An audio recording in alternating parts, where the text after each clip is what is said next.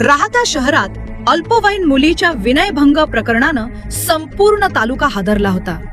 पीडितेच्या कुटुंबावर ओढवलेला हा प्रसंग अत्यंत दुर्दैवी होता. पण आता या प्रकरणात एक मोठा न्याय समोर आला आहे. घटना घडल्यानंतर संतापाची लाट उसळली होती. त्यावेळी भाजप प्रदेश उपाध्यक्ष आणि माजी खासदार डॉक्टर सुजय विखे पाटील यांनी थेट मैदानात उतरत पीडित कुटुंबियांची भेट घेतली. त्यांनी केवळ आश्वासन दिले नाही, तर महिलांच्या सन्मानाशी खेळ करणाऱ्यांची गय केली जाणार नाही असा खणखणीत इशारा दिला होता. आज तो शब्द सत्यात उतरला आहे. 340 प्रति आणि गोडवारी वसाहत प्रति फार संयमाने घेतलेलं आहे. प्रत्येक मुलीची सुरक्षितता ही सुजय विखेची जबाबदारी आहे.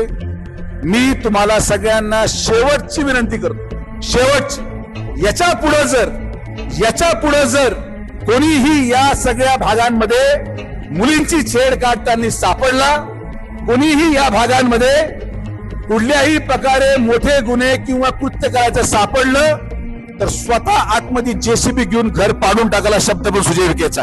मी जे बोलतो ते तुम्हाला करतो, लक्षात घ्या. माझा नाद तर कोणी केलाच नाही आजपर्यंत आणि कोणी करू पण नका. तिथं आमच्या माया बहिणींची सुरक्षतेचा प्रश्न येतो. मी तुम्हाला माझ्या मुलीची शपथ घेऊन सांगतो, मी तुम्हाला सोडणार नाही.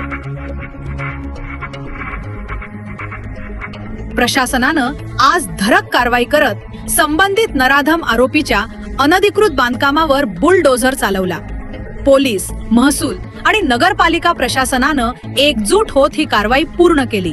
शहराच्या मुख्य रस्त्यावरून जेव्हा बुलडोझर फिरला तेव्हा उपस्थितांनी या कारवाईचं स्वागत केले. या कारवाईमुळे राहता शहरात कायद्याचा धाक निर्माण झाला आहे. पीडित कुटुंबाला यामुळे मोठा दिलासा मिळाला असून गुन्हेगार कोणताही असो त्याला कायद्यापुढे झुकावेच लागेल हे पुन्हा एकदा सिद्ध झाले आहे. महिलांच्या सुरक्षेबाबत प्रशासन आता अधिक सतर्क झाले असून या कारवाईचं सर्व स्तरातून कौतुक होत आहे.